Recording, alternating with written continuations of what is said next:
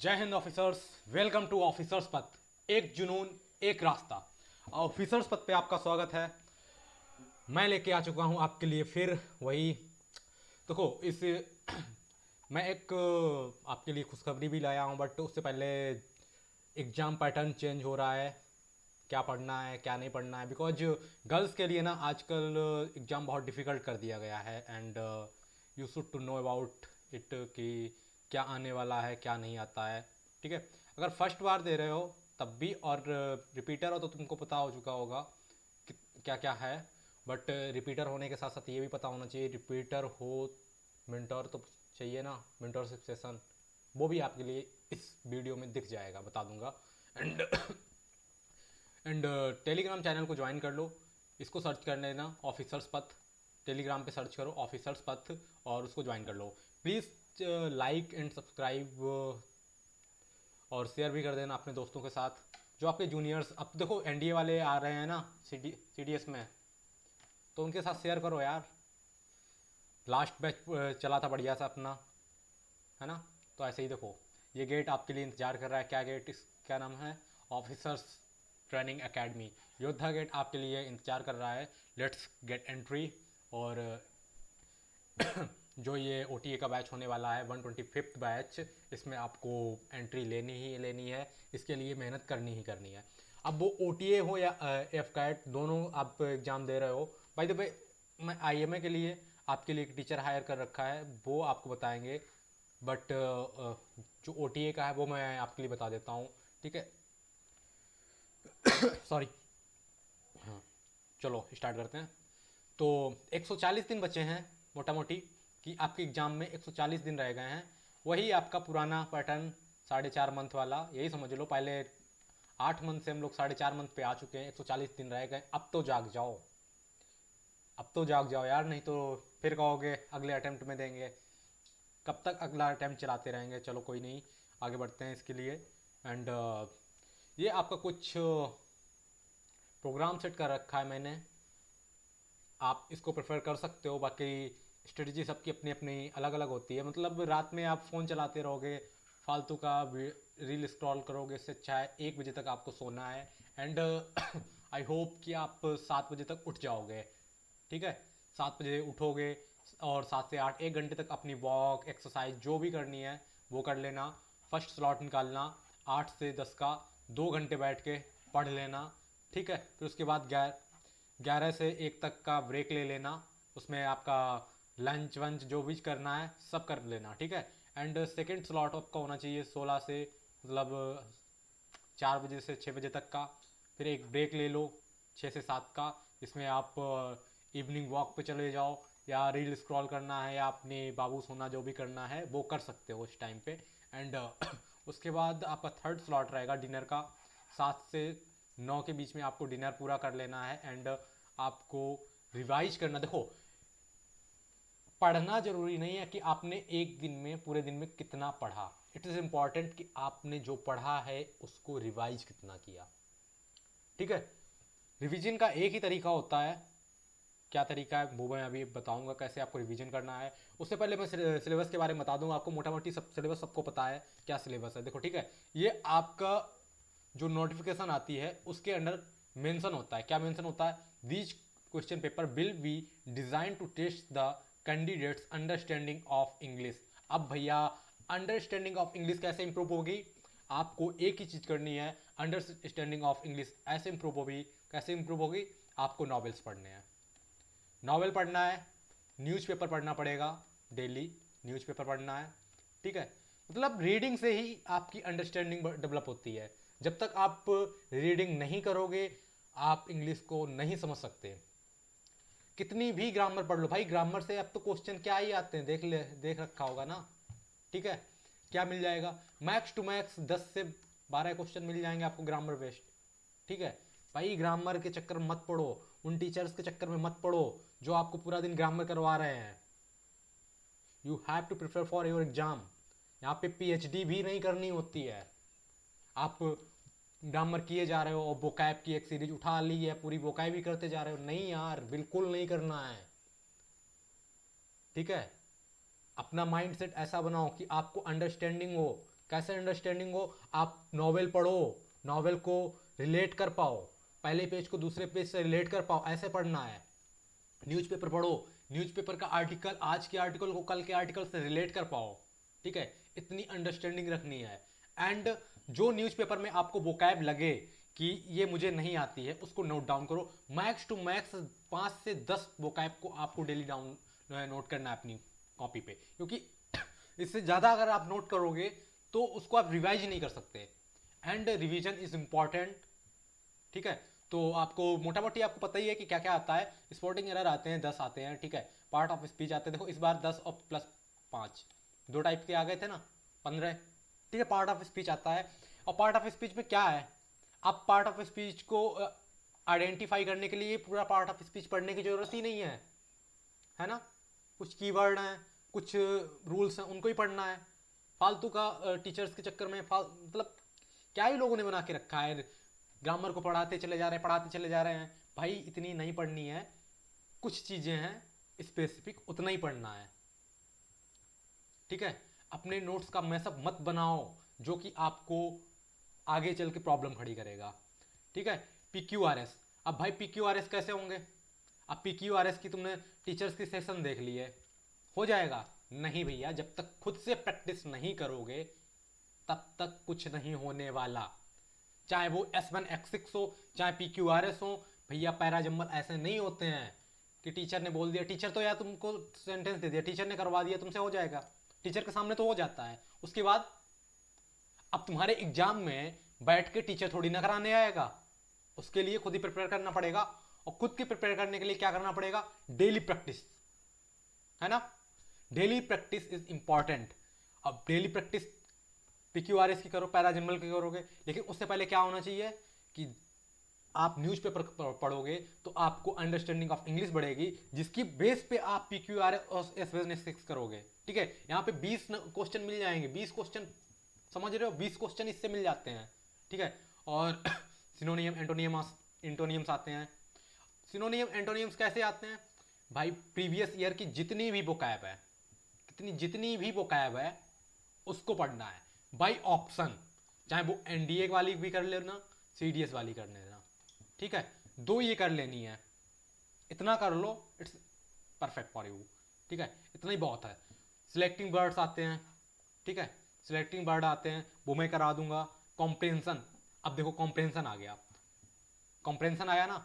अब कॉम्प्रेंशन कैसे होगा, कॉम्प्रेंशन कैसे होगा, जब तक आप न्यूज़पेपर और नॉवेल नहीं पढ़ोगे, कॉम्प्रेंशन की प्रैक्टिस डेली नहीं करोगे, तब तक नहीं होने वाला है। और इडियम्स एंड फ्रेजेस करने, इडियम्स एंड फ्रेजेस में क्या चाहिए, रटना नहीं होता है इडियम्स एंड फ्रेजेस को, क्योंकि रटोगे ना ऑप्शन सेम नहीं मिलने वाले जो आपने रटा है। इडियम्स सेम दिख सकता है लेकिन ऑप्शन सेम नहीं मिलने वाले हैं। इडियम्स एंड फ्रेजेस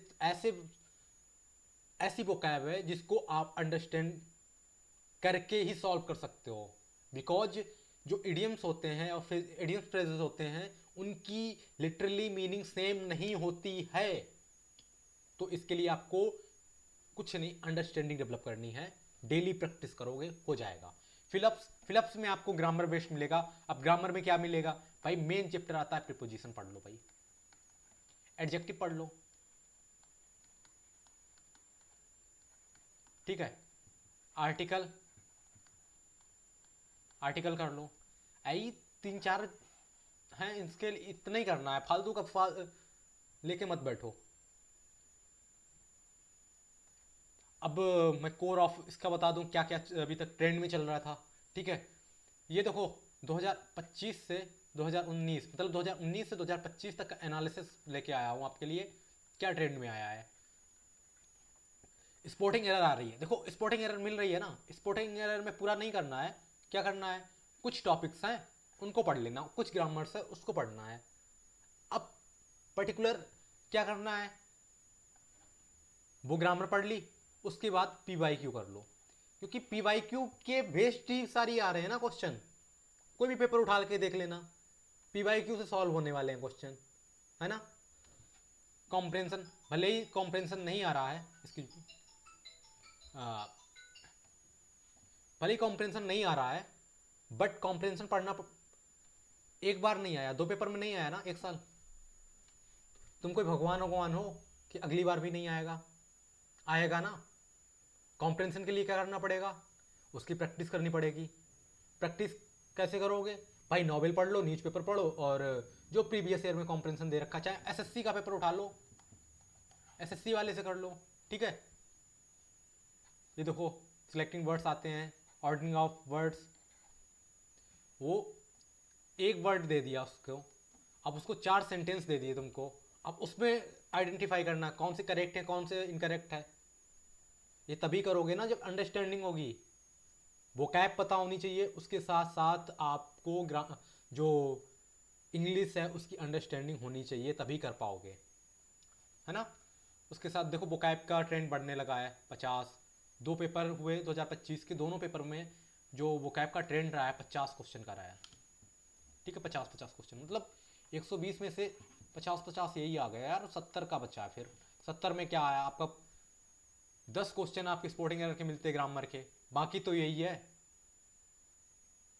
बाकी 60 क्वेश्चन क्या है आपको? तो ग्रामर बेस्ड 15 क्वेश्चन इसमें मिले थे, 20 यही फिलअप वगैरह आ जाते हैं जो कि आप कर सकते हो। ये कब कर पाओगे? जब आपको अंडरस्टैंडिंग ऑफ इंग्लिश होगी। कैसे होगी? जब आप इंग्लिश को पढ़ना जानते हो, इंग्लिश को समझ सकते हो, तभी आप इनको वैसे भी कर सकते हो, ठीक है। अब नेक्स्ट देखते हैं। देखो अब जीएस में क्या है? जीएस में क्या है आपकी? यूपीएससी ने बोल के रखा है, general knowledge including knowledge of current event and of such matters of everybody observe and experience in their scientific expect as may be expected of an educated person who has not made a special study of any scientific subject. The paper will also include questions on history of India and geography of a nature which candidates should be able to answer without special study. इसमें आपको main मोटा मोटी ये है कि general study में PhD नहीं करनी है। उसने बोला है ना, should be able to answer without special study. आपके यहाँ पे टीचर्स क्या करवा रहे हैं? पीएचडी करवा रहे हैं सब्जेक्ट्स में। आप पीएचडी करके चले जाओ, क्वेश्चन करके दिखा देना भाई। क्वेश्चन तभी बनेगा, एक तो आप पीवाईक्यू को प्रेफर करो, जो भी पढ़ रहे हो उसके बाद पीवाईक्यू जरूर करो, और जो भी आपके टीचर्स हैं अगर मतलब कंटेंट उतना ही दें जितना एग्ज़ाम के लिए रिलेवेंट है। पीएचडी जो करवा रहा है बिल्कुल छोड़ दो पीएचडी करवाने वालों को। आई प्रेफर कि आप एनसीईआरटी जरूर पढ़ो, भले क्वेश्चन ना मिला, बट आगे आपने तो देख के रखा नहीं है कि ये कोई एनडीए का पेपर तो चल नहीं रहा है कि ये टॉपिक्स हैं ये कर लो बस हो जाना है ना। ये सीडीएस है। और स्पेशल फॉर गर्ल्स आपकी कट ऑफ इस बार तो मैं बता दूं 130 तो जाएगी, 130 प्लस ही रहने वाली है स्पेशल फॉर गर्ल्स। बॉयज़ का चल जाता है भाई 95 तक आराम से हो जाना है, बट स्पेशल फॉर गर्ल्स आपको इंग्लिश में 70 से 80 मार्क्स बनाने ही पड़ेंगे। आप उसके लिए साम दाम दंड भेद जैसे भी कर पाओ वैसे ही करना पड़ेगा। एंड ट्रेंड क्या बोला है? जो इको नहीं पढ़ते थे ना भाई, मैं तो ये कह रहा हूं इको पहले से पढ़ो, क्योंकि इको ऐसा सब्जेक्ट है जिसको याद रखना बहुत मुश्किल होता है। अब अगर अभी से नहीं पढ़ोगे, अभी से उसको मतलब अभी से नहीं करोगे ना, तो आगे चल के बहुत प्रॉब्लम आने वाली है। बिकॉज जो आपके टीचर्स वगैरह है ना, वो लास्ट के 15 दिन बाद पहले इको करवा देते हैं और फिर सोचते हैं 15 दिन बाद में 15 क्वेश्चन उनके फंस जाएं और पूरे पूरे आप करके आ जाओ। नहीं हो पाता है। ज्योग्राफी को आपको लूसेंट से लेके एनसीईआरटी करनी पड़ेगी, आपको लूसेंट भी पढ़ना पड़ेगा, ठीक है। लूसेंट बुक तो जानते ही होगे, देख लो यार सर्च करके, एनसीईआरटी कर लो, या किसी के भी नोट्स पढ़ रहे हो। मैं यहाँ पे कोई ना बैच बेचने आया हूँ, ना कुछ बता वो कोई प्रमोशन करने आया हूँ। मैं आपको सिर्फ एक मेंटरशिप टाइप का दे रहा हूँ, मेंटर कर रहा हूँ कि आपको क्या करना चाहिए। आप टीचर को अगर किसी प्रेफर कर रहे हो तो उसको करो, ठीक है। उसको उसके साथ साथ आपको एनसीईआरटी करनी पड़ेगी, ठीक है। किसी के भी नोट्स कर लो भाई, कुछ भी कर लो, लेकिन एनसीईआरटी करनी पड़ेगी। जब तक आप एनसीईआरटी को डिकोड नहीं कर पाते तब तक आपसे क्वेश्चन नहीं होने वाला है, किसी भी हालत में क्वेश्चन नहीं होने वाला है, ठीक है। अब ये तो है नहीं कि 2025 CDS 2 2025 जैसा पेपर दोबारा मिल जाएगा, मिल सकता है नहीं, क्योंकि CDS 1 2024 जैसा पेपर दोबारा नहीं मिला ना। अगर वैसे ही पेपर, अब देखो 2 का पेपर इजी होता है एज कंपेयर टू 1। अब तुम पेपर देने वाले हो 1 का, तो आपको लूसेंट प्लस एनसीईआरटी करनी पड़ेगी। अब इसके लिए खुश हो या नाराज हो, I don't care about it, ठीक है। हिस्ट्री में आपको क्या करना है, एंशिएंट हिस्ट्री करनी है भाई। एंशिएंट हिस्ट्री में आपको एनसीईआरटी करनी पड़ेगी। मॉडर्न हिस्ट्री कर लो, ठीक है। एंड जब मैं बात करता हूं मेडिवल की, मेडिवल में क्या करना है, मेडिवल में आपको कुछ नहीं करना है, बस उसकी टर्मिनोलॉजी को देखना है। उसके लिए आपको क्या करना पड़ेगा, आपको कोई मेडिवल हिस्ट्री पढ़ने की जरूरत नहीं है। आप सिर्फ यूपीएससी के पेपर उठाओ, यूपीएससी के जितने भी प्रीवियस ईयर पेपर हैं हो रखे हैं, यूपीएससी ने जितने भी, चाहे वो सिविल सर्विस का सीएससी का पेपर हो, चाहे कोई भी एग्जाम दिया हो, उसके पेपर उठाओ और उसमें देखो कौन से टर्म यूज क्वेश्चन आए हैं टर्म से, उनको नोट डाउन कर लो। वही क्वेश्चन फंस जाने हैं, 101% फंस जाने हैं। अगर मेडिवल से क्वेश्चन आता है तो उसी से फंस जाना है, आपको मेडिवल पढ़ने की कोई जरूरत नहीं है, ठीक है। एंशिएंट में भी कुछ स्पेसिफिक टॉपिक हैं, कुछ स्पेसिफिक पैटर्न होता है, उसको पढ़ना है। वो धीरे धीरे मैं बताता चलूंगा, जब आके आपका बूट कैंप स्टार्ट हो रहा है उसमें बताता चलूंगा, उसके वीडियोस आपको मिलते रहेंगे, ठीक है। बट आपकी पॉलिटी की बात कर लूं भाई, लिसन केयरफुली, पॉलिटी में आप किसी के भी नोट्स उठा लो, कोई दिक्कत नहीं है, but M Laxmikanth is important. Laxmikanth पढ़नी पड़ेगी, बट आपको लक्ष्मीकांत में क्या पढ़ना है, स्पेसिफिक टॉपिक्स हैं उनको ही पढ़ना है पूरा पूरा, लेकिन लक्ष्मीकांत पढ़नी पड़ेगी, क्योंकि आप लक्ष्मीकांत को डिकोड नहीं करोगे तो आगे चल के पेपर में प्रॉब्लम आने वाली है। अगर अभी आप लैंग्वेज को डिकोड करना नहीं सीखोगे, अभी आप इजी इजी में चलोगे तो आगे प्रॉब्लम आने वाली है। करंट अफेयर्स है, फिजिक्स है, बायोलॉजी, केमिस्ट्री, आगे मैं बताता हूँ कैसे क्या करना है। बट जैसे ये है, इनको इनको करना है। एंड ट्रेंडिंग में क्या रहा है देखो, 2024 का फर्स्ट देख लेना, फिजिक्स से 6 क्वेश्चन पूछे थे, फिर उसको फिजिक्स को पैटर्न चेंज करके 10-10 क्वेश्चन पूछने लगा। तो क्या लगता है, आप वही पैटर्न लेके चलोगे 6 वाला? नहीं भाई, फिजिक्स को भी पढ़ना है, हल्के में कुछ मत लो यार। पूरा पूरा मतलब मैं बता दूं, जीएस का ये ऐसा सब्जेक्ट है जिसमें सारे सब्जेक्ट पढ़ने पड़ेंगे। आप ये नहीं कर सकते हो कि इसको स्किप कर दूं, हाँ ये कर सकते हो, किसी को प्रेफरेंस कम दो, कम पढ़ो, लेकिन पढ़ना पूरा सिलेबस पड़ेगा। एक भी टॉपिक आप स्किप नहीं कर सकते हो, ठीक है। अब ये देख लो, 2025 में मॉडर्न से 2 क्वेश्चन आए हैं पहले वाले में, ठीक है। तब किस में आए थे, एंशिएंट में आ गए थे, ठीक है।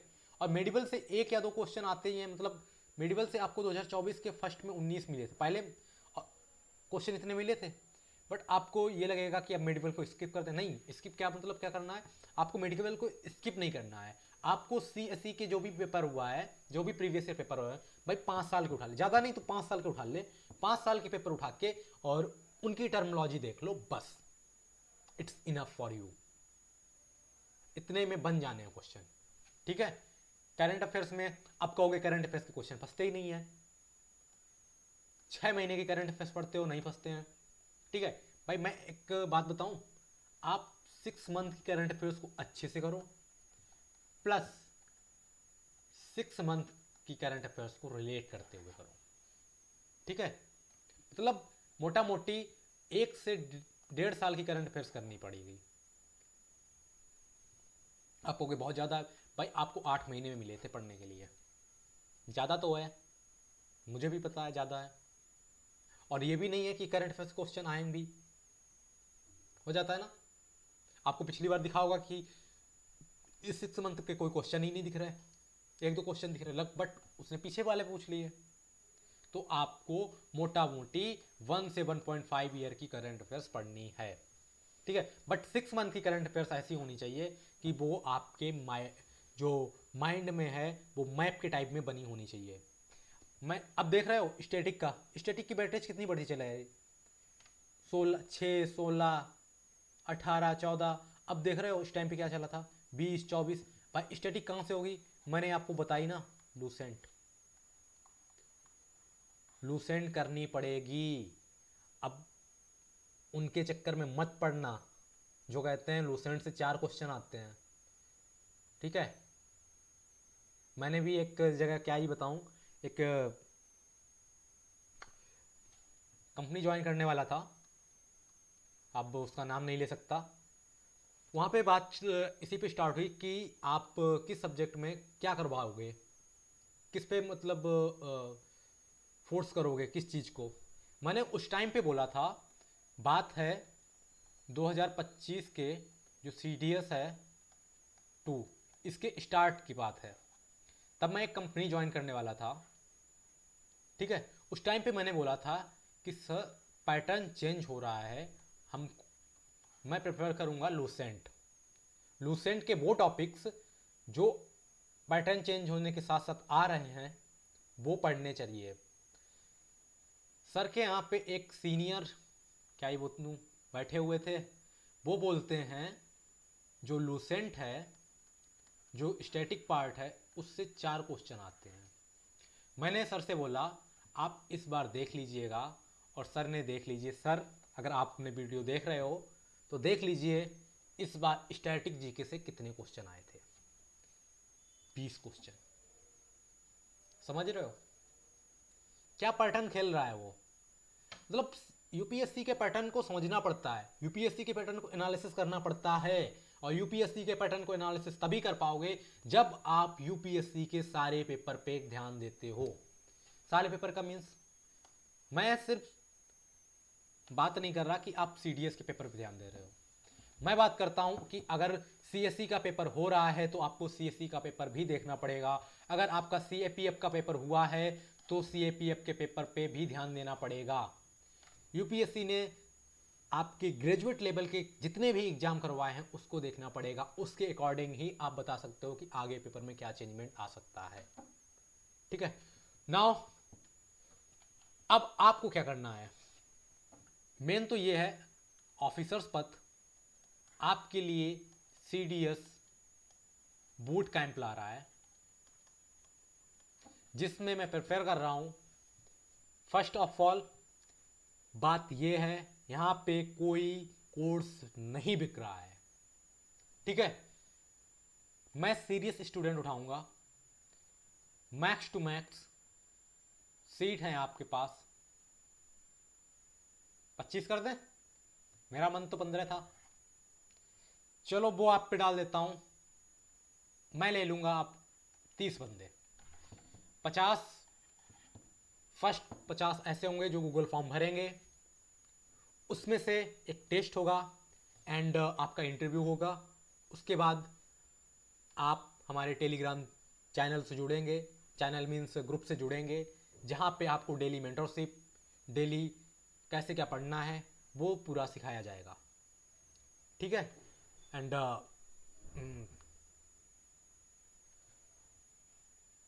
बाकी मैं यहाँ पे बताता हूँ कैसे आपको क्या करना है एग्जाम पैटर्न के चेंज होने के टाइप पे।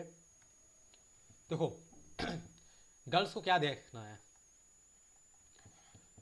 एडवाइस फॉर गर्ल्स ये है कि आपको अब 90 मार्क्स की कट ऑफ पे फोकस नहीं करना है कि 90 नंबर लाने हैं बस, बिकॉज गर्ल्स की और बॉयज़ की, मेल्स और फीमेल्स की कट ऑफ अलग अलग जाने लगी है। एंड इस बार की कट ऑफ अप्रॉक्स में 115 गई थी, ठीक है। बट इस बार 115 गई है, बट इस बार क्या होगा कि अब गर्ल्स और प्रिपेयर करेंगी, तो इस बार की कट ऑफ 130 तो मान के चलो। 130 की कट ऑफ निकालने के लिए आपको क्या करना पड़ेगा, आपको कुछ नहीं, पूरा पढ़ना है। मेन फोकस आपका होना चाहिए इंग्लिश पे।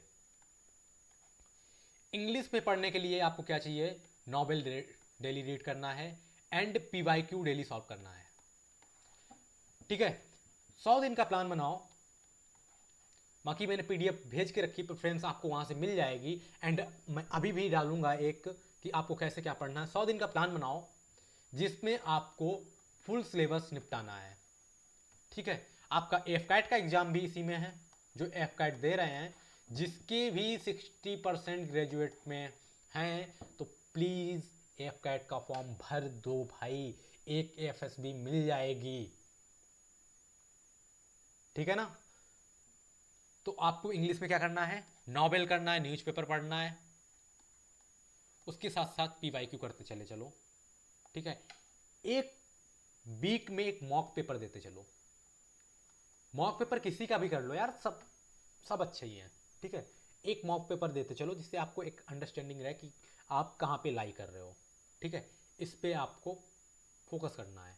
एंड फॉर वोकैब, वोकैब के लिए मैंने पहले बता दिया कि आपको सीडीएस एनडीए के जो भी पीवाईक्यू हैं वो सारे विद ऑप्शन कर लेने हैं, ऑप्शन के साथ कर लेने हैं, ठीक है।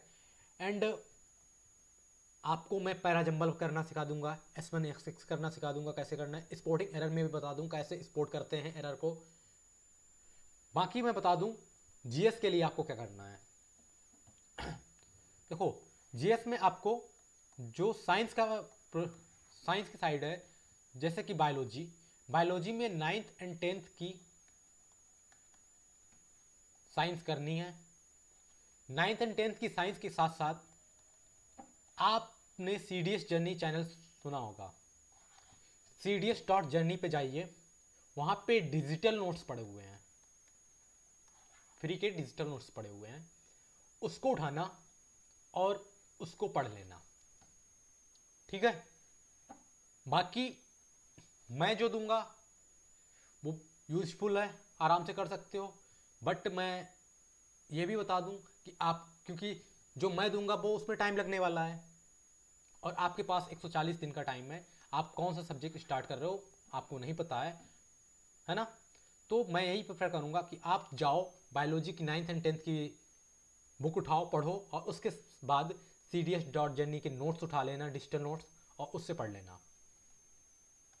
केमिस्ट्री में वही हाल होने वाला है, क्योंकि 9th एंड 10th में क्या हो गया है, 11th प्लस 12th का मिक्सअप होके आने लगा है, थोड़ा हार्ड लेवल बढ़ाया गया है ना, थोड़ा लेवल बड़ा अप किया गया है। तो उसके लिए आपको कुछ ना कुछ सोर्स चाहिए, क्योंकि अब एक दो क्वेश्चन के लिए पूरी बुक तो पढ़नी नहीं है, 11th और 12th की पढ़ने लगोगे। फिजिक्स में आपको वही है 9th एंड 10th की। बट बात तो मेन आती है जीएस पोर्शन की, लाइक दैट जियोग्राफी। जियोग्राफी के लिए क्या करना है, जियोग्राफी के लिए किसी के भी जो आप पढ़ रहे हो उसके नोट्स तो आपके पास होंगे ही, किसी की आपने बैच फॉलो कर रखा है, कुछ भी कर रखा है, वो नोट्स हैं, ठीक है। टीचर मना करेंगे आप एनसीईआरटी ना पढ़ो, बट मैं कहता हूं कि आप एनसीईआरटी जरूर करो,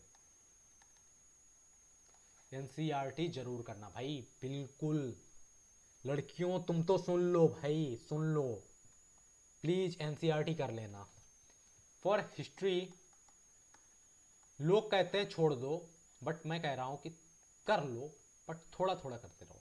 स्पेक्ट्रम नहीं पढ़ पाओगे, बट किसी के नोट्स हों वो पढ़ लेना, बस बहुत इनफ है। उसके बाद पीवाईक्यू कर लो बस। इको, इको के लिए तुम कोई एनसीईआरटी मत करना, क्योंकि पैटर्न नहीं समझ पाओगे इको का। इको को जब तक आप टीचर से नहीं समझोगे तब तक नहीं कर पाओगे, ठीक है। एंड इको के लिए क्या करना, किसी के भी नोट्स जो किसी ने पढ़ा रखे हो, बाय द वे मैं तो फिर वही बोलूँगा, सीडीएस जर्नी उन्होंने दे रखी है, सॉरी उन्होंने दे रखी है, तो वो कर लो, it's enough for you. And आपका क्या बचता है, करंट अफेयर्स, वो 2-3 महीने मतलब 6 मंथ तो इस बार करना ही करना है, प्लस 6 मंथ अपनी साइड से ऐड कर लो, हो जाना है। एंड बचता क्या है, क्या ही बचता है, कुछ बचा नहीं ना। बाय द वे एनसीईआरटी करनी पड़ेगी। बाकी एफ कैट के लिए आपको बता दिया जाए, एफ कैट में क्या है, एफ कैट का क्या सीन है। एफ कैट की इंग्लिश और सी डी एस की इंग्लिश सेम है, आपको वही पैटर्न मिलने वाला है। बट बाय द वे ये है कि एफ कैट की इंग्लिश थोड़ी इजी रहती है as compare to C D S. Question कम रहेंगे, 30 क्वेश्चन आने वाले हैं, बट आपको लेवल वही मिलेगा ना, तो आपकी इंग्लिश वहाँ से हो जानी है। आपको रीजनिंग करनी पड़ेगी, एसएससी की कोई भी बुक उठा लो, रीजनिंग कर लो, ठीक है, एंड मैथ कर लो, बस इतना करना है। जीएस में आपको करंट अफेयर्स पढ़ते चले जाओ, स्टैटिक थोड़ा बहुत पढ़ लेना, एंड साइंस की स्टैटिक मतलब जब इतना पढ़ लोगे ना, जब ओटीए के लिए कर रहे हो तो जीएस इसके लिए इनफ हो जाएगी, ठीक है। जीएस में आपको 13 क्वेश्चन करने हैं, बस इतना ही करना है। बाकी के लिए आपको मैंने बता दिया, बूट कैंप का जो है आ रहा है आपके लिए, उसके लिए एक स्पेसिफिक वीडियो मिल जाएगी। एंड तब तक जो टेलीग्राम चैनल है उसको ज्वाइन कर लो, and share with your friends, your colleagues, your juniors, ठीक है। बाकी लड़कों के लिए वही है, आपको यार क्या करना है, 90+ लाने हैं ना, बस टारगेट रखो 60 to 70 क्वेश्चन नंबर का इंग्लिश में, बाकी 30 तो आराम से लाने हैं ना जीएस में। भाई जीएस में 30-40 से ऊपर बढ़ने की कोशिश मत करना, कोई भी हो, 30-40 से ऊपर मत बढ़ना, ठीक है। बट लड़कियों को और मेहनत करनी पड़ेगी, वो 40 से 50 के समथिंग चले हैं। तो मिलते हैं नेक्स्ट सेशन में। जय Hind, best of luck for your exam. And boot camp start हो रहा है, बूट कैंप पे आप ज्वाइन कीजिए, गूगल फॉर्म भर देना, लिंक आपको टेलीग्राम चैनल पे मिल जाएगी, ठीक है। जय